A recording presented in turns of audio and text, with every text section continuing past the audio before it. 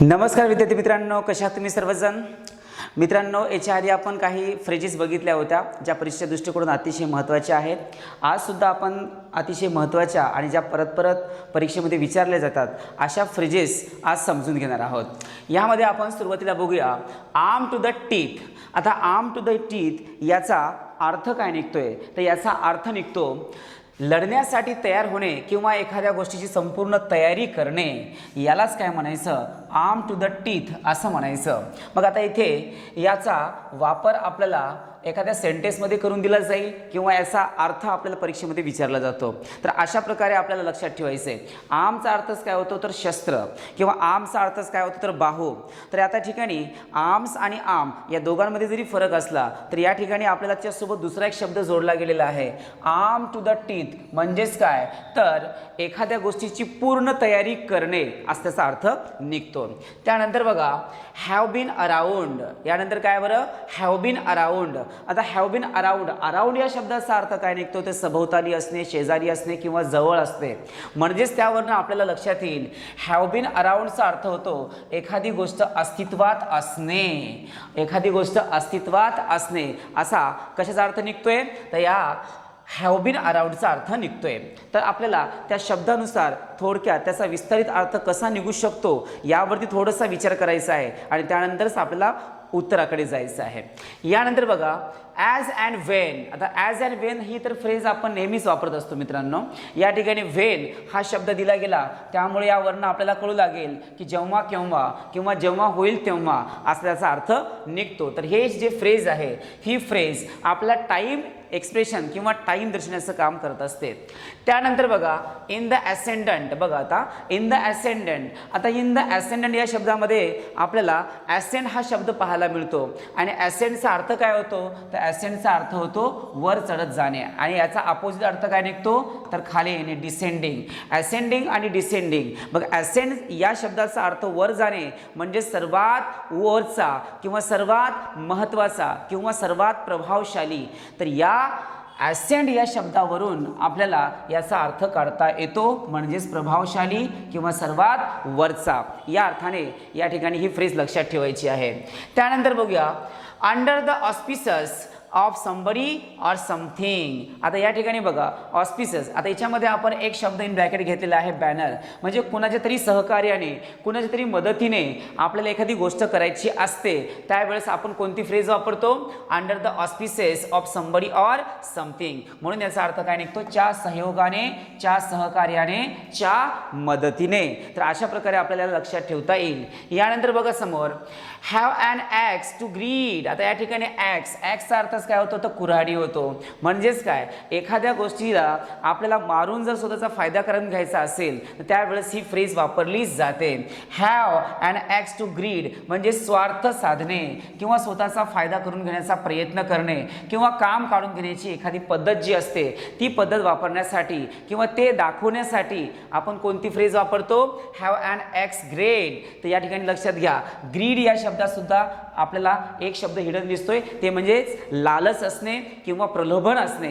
तर त्यावरनं आपल्याला हे लक्षात ठेवता येईल.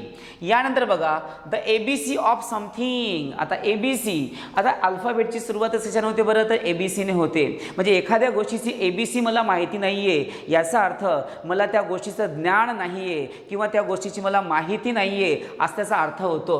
मग आता या ठिकाणी आपण काय म्हटलं? The ABC of something or ABC of something असं म्हटलेलं आहे. तर एबीसी ऑफ समथिंगचा अर्थच होतो एखाद्या गोष्टीचे सर्वसाधारण ज्ञान किंवा एखाद्या गोष्टीची बेसिक इन्फॉर्मेशन.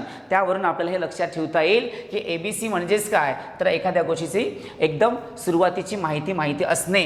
अबो बोर्ड असं आपण या ठिकाणी म्हटलेलं आहे. अबोव बोर्ड म्हणजेच काय? तर एखाद्या गोष्टीला स्पष्ट करणे किंवा एखादी गोष्ट एकदम प्रामाणिकपणे सांगणे असा या फ्रेजचा अर्थ होतो. तर अबोव बोर्ड लक्षात ठेवायचा मित्रांनो.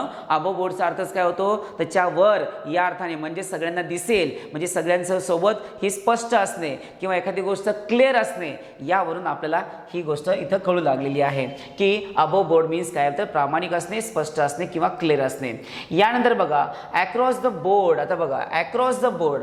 अक्रॉस द बोर्ड ही भरपूर वेळेस परीक्षेमध्ये आलेली फ्रेज आहे मित्रांनो. तर लक्षात घ्या अक्रॉस द बोर्डचा अर्थ काय होतो? प्रत्येक स्तरावरील प्रत्येक क्षेत्रातील लोकांवरती प्रभाव पाडणे किंवा असणे. तर अक्रॉस द बोर्ड म्हणजेच काय? तर लोकांवरती एखाद्या गोष्टीचा प्रभाव पाडणे किंवा असणे असा त्याचा अर्थ निघतोय. तर मित्रांनो, ज्या ज्या महत्त्वाच्या फ्रेजेस आहेत त्या तुम्हाला लक्षात ठेवणं गरजेचं आहे. त्यामुळं मी जे तुम्हाला ट्रिक सांगतोय त्या ट्रिक थोडंसं व्यवस्थित समजून घ्यायचे आहेत.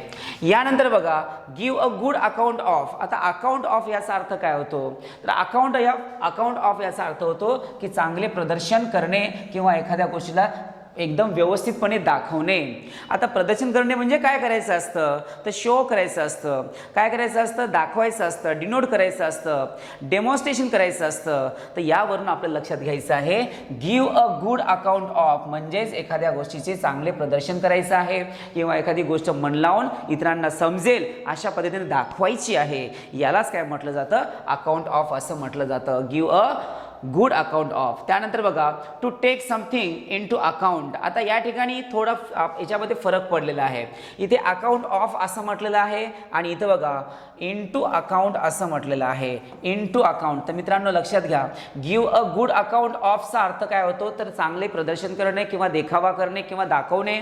आणि या ठिकाणी to take something into account. Into account म्हणजे काय करणे? तर विचारात घेणे. काय करणे? तर समजून घेणे. तर यावरनं आपल्याला लक्षात ठेवायचं आहे की कन्सिडर करायचं असतं. काय करायचं आहे? कन्सिडर करायचं आहे. इन टू अकाउंटचा अर्थ काय होतो? कन्सिडर करणे म्हणजेच विचारात घेणे. तर मित्रांनो, ही सुद्धा फ्रेज खूप वेळेस आपण बोलताना वापरत असतो आणि एक्झाममध्ये सुद्धा भरपूर वेळेस आलेली आहे.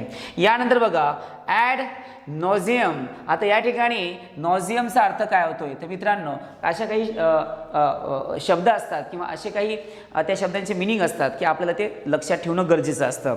जसं की आता हा जो शब्द आहे हा शब्द इंग्लिशमधला नाही आहे, हा लॅटिन भाषेतून इंग्लिशमध्ये आलेला शब्द आहे. परंतु बोलत असताना मात्र आपण या शब्दाचा, या फ्रेजचा वापर भरपूर वेळेस करत असतो. आता या ठिकाणी ॲड आणि नॉझियम असं म्हटलेलं आहे. म्हणजे एखादी छोटी गोष्ट जर असेल तर त्याला खूप मोठ्या पद्धतीने सांगणे किंवा छोट्या गोष्टीचा खूप मोठ्या पद्धतीने प्रसार करणे किंवा छोटी गोष्ट खूप मोठ्या पद्धतीने सांगण्याचा प्रयत्न करणे किंवा त्यालाच चढून सांगणे किंवा वाढून सांगणे, यालाच काय म्हटलं जातं? ॲड नॉझियम असं म्हटलं जातं. तर मित्रांनो, आपल्याला काही लॅटिन भाषेतल्या सुद्धा फ्रेजेस लक्षात ठेवायच्या आहेत. यानंतर बघा, ॲडम्स एल असं म्हटलेलं आहे. मित्रांनो, ॲडम्स जे आहे ना, ते ॲडम आणि यू या स्टोरीमधली ही फ्रेज आहे. त्या ॲडम्स एल याचा वेगवेगळ्या पद्धतीने लोक अर्थ काढतात. परंतु ॲडम हा पृथ्वी तलावरील पहिला पुरुष होता असं म्हटलं जातं आणि यू जी आहे ती पृथ्वी तलावरील पहिली स्त्री अशी म्हटली जाते. तर या स्टोरीनुसार जर आपण बघितलं तर ॲडम्स एलचा अर्थ होतो एखादी गोष्ट एकदम स्ट्रॉंग असणे किंवा एखादी गोष्ट एकदम प्युअर असणे. तर आपल्याला लक्षात ठेवायचं आहे मित्रांनो, ॲडम्स एल याचा अर्थ काय होतो? एकदम स्ट्रॉंग असते किंवा प्युअर असणे.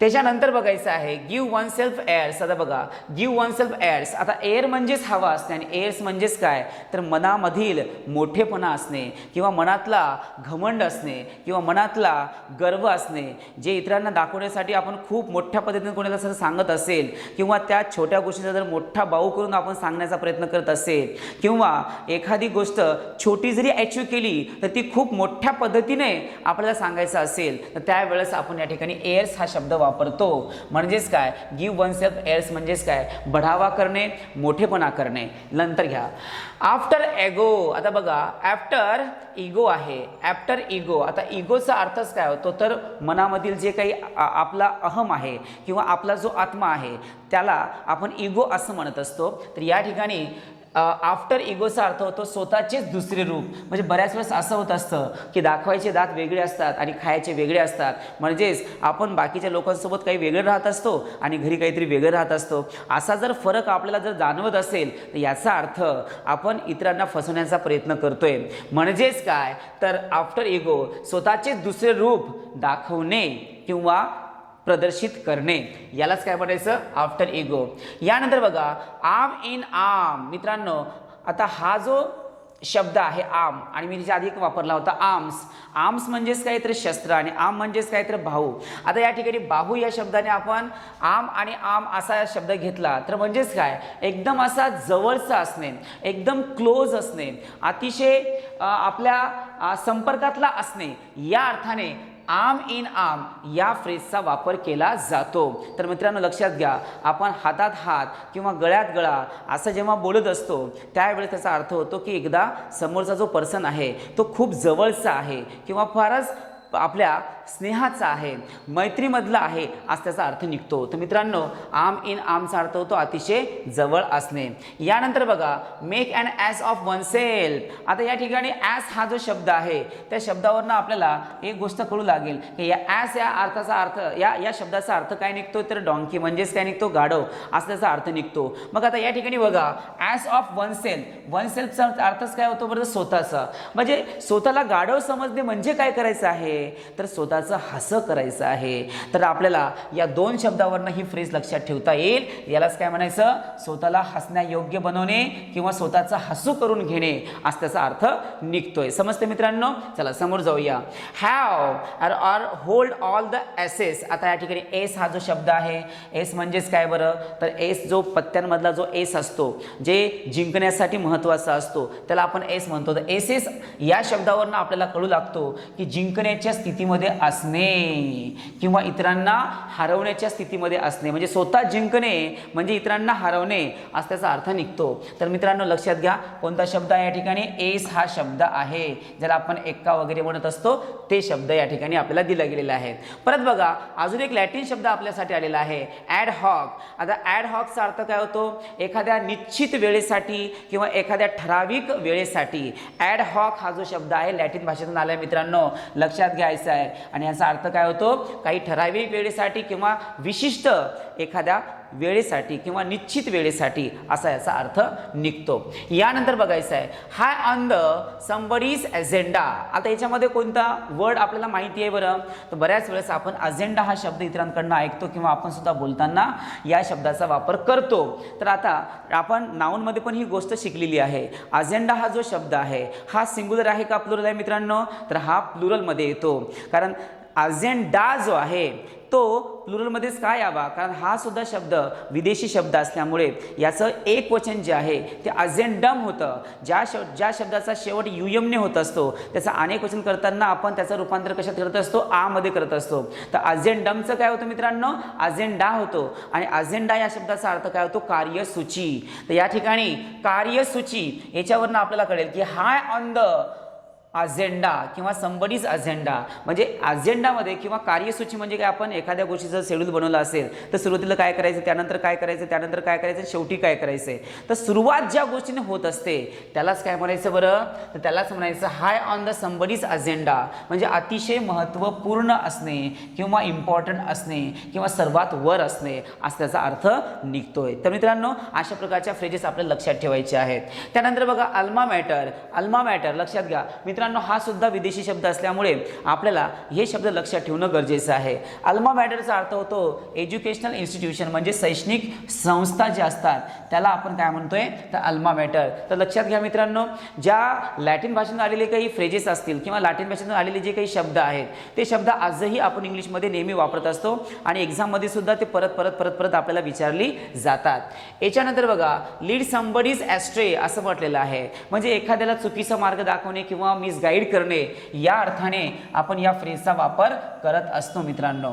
यानंतर बघायचं आहे द ॲव्हंट ग्रेड. आता बघा ॲव्हंट ग्रेड याचा अर्थ आपण समजून घेऊया मित्रांनो. आता बघा कला क्षेत्रामध्ये एखादी नवीन किंवा आधुनिक विचारांचा प्रयोग करणे एखाद्या गोष्टीचा नवीन शोध लावणे एखाद्या गोष्टीचं नाविन्य जे आहे ते इतरांना दाखवणे किंवा एखादी गोष्ट नवीन पद्धतीने लोकांच्या समोर आणणे या अर्थाने आपण द ॲव्हंट ग्रेड याचा अर्थ घेत असतो. तर या ठिकाणी आधुनिक विचारांचा प्रयोग करणारा किंवा करणे ही गोष्ट लक्षात घ्या आणि त्यावरून नवीन हा जो शब्द आहे तो सुद्धा तुम्हाला लक्षात ठेवायचा आहे.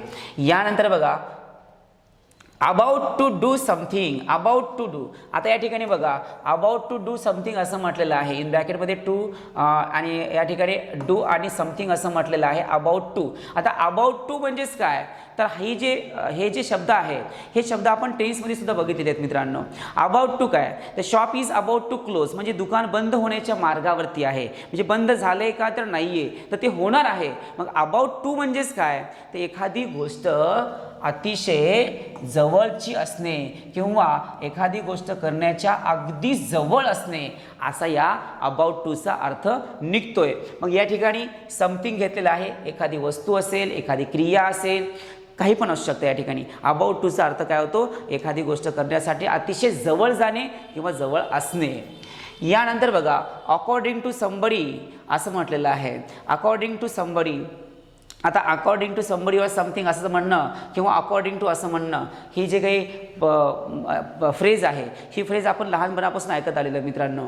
अकॉर्डिंग टूचा अर्थच होतो एखाद्या गोष्टीच्या नुसार, एखाद्या गोष्टीच्या नुसार. या अर्थाने आपण अकॉर्डिंग टू या शब्दाचा अर्थ बघतोय. तर मित्रांनो जेवढ्या फ्रेजेस आपण आता बघितलेल्या आहेत त्या सर्वच्या सर्व फ्रेजेस आपण याचं एका मिनिटामध्ये रिव्हिजन करून घेऊया, जेणेकरून आपल्याला परीक्षेमध्ये त्रास होणार नाहीये. यानंतर बघा पहिली आपण कोणती फ्रेज बघितली होती, आर्म टू द टीथ असं म्हटलं होतं. आर्म टू द टीथचा अर्थ काय होतो बरं, संपूर्ण तयारी करणे. यानंतर बघा हॅव बीन अराउंड असं म्हटलं होतं, याचा अर्थ होतो अस्तित्वात असणे. त्याच्यानंतर बघा ॲज अँड वेन म्हणजे टाईम दर्शनाचं काम करत असतं, जेव्हा किंवा जेव्हा त्याचा अर्थ निघतो. इन द ॲसेंडंट, ॲसेंड या शब्दापासून आपण हे शब्द लक्षात ठेवू शकतो, प्रभावशाली किंवा सर्वात वरचा. यानंतर बघा under the auspices or banner we can say of something or somebody, एखाद्याच्या सहकार्याने, एखाद्याच्या सहयोगाने किंवा मदतीने असा याचा अर्थ निघतो. यानंतर बघा have an axe to grind, स्वार्थ साधणे किंवा स्वतःचा फायदा करून घेणे या अर्थाने आपण ही फ्रेज वापरतो. यानंतर बघा the ABC of something, the ABC of something म्हणजेच काय, एखाद्या गोष्टीची सर्वसाधारण माहिती असणे किंवा सर्वसाधारण ज्ञान असणे. त्याच्यानंतर बघा अबोव बोर्ड असं म्हटलेलं आहे. अबोव बोर्डचा अर्थ होतो प्रामाणिक असणे किंवा स्पष्ट असणे. अक्रॉस द बोर्ड असं म्हटलेलं आहे.